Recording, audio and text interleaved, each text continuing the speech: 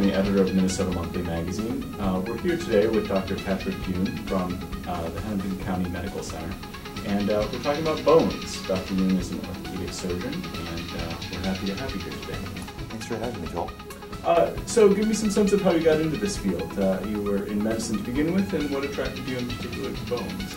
Well, you know, like a lot of people in my field, I kind of grew up with a family member that was involved in medicine, and all my life I was kind of told that I'd go into medicine, and the little secret they don't tell you is once you get there, a lot of the stuff is really boring. So I kind of went through all my rotations, didn't like this, didn't like that, and the risk of sounding really negative, which I don't want to sound too negative, found that the only thing I really liked when I came around to trying it was orthopedics. Once I rotated through that and saw what it was all about, it kind of struck me and I got the bug. Did you ever break a bone growing up, playing sports, doing something, climbing a tree? You know, a lot of us that are in this field are accomplished athletes. I am not.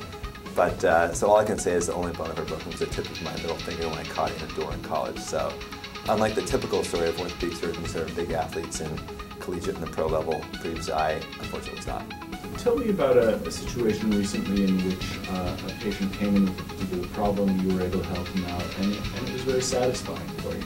Well, it's funny you mentioned that. Just earlier today, I saw in the office a young woman that had injured her ankle on the job about 5 years ago. And I've been in practice just for about 5 years, and she was one of the first patients I'd ever operated on.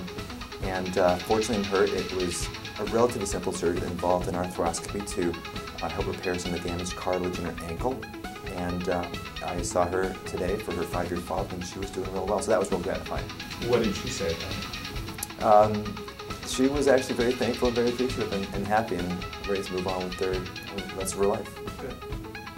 I confess I'm a runner. What is the problem that I'm most likely to have? What problems do runners have most commonly? Well, I'd caution you, as a runner myself, I can totally understand how you feel, and if someone told you or I that we couldn't run, I'm sure we would be very happy with it. So right. I would just do it with understanding that you're probably a little bit of a higher risk for hip and knee arthritis. Do you worry much about the kind of shoes you wear? I do. I don't know if you guys can catch this on camera or not. Please don't go down there if you can. But I'm wearing these really kind of nerdy-looking shoes that are supposed to be really good for people who stand all day. It raises your heel just a touch, curves your back a little bit into what we call lordosis, where your tummy's pushing forward. So for people who stand all day, that might be something that's good.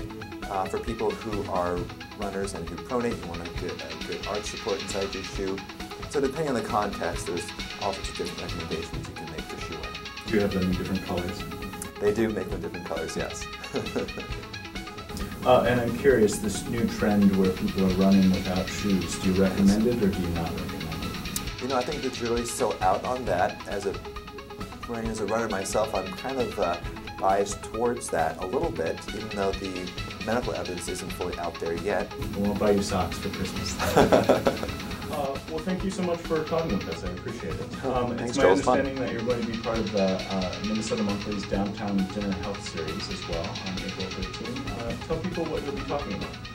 Well, it'll be basically a broad overview of general topics in orthopedics, namely how to keep your bones and joints healthy and what's new on the horizon for upcoming treatments for keeping our bones and joints healthy. And it'll be at the 7 Restaurant on April 13th. Excellent. Good. And people can read a little bit more about the series in general and what will be coming up not only in April but beyond that in the new issue of Minnesota Monthly. Thank you so much. Thanks, Joel. It was a lot of fun. Yeah, appreciate it. This. Good. We'll see you on April 13th, Joel. Yeah. Are you coming? Cool.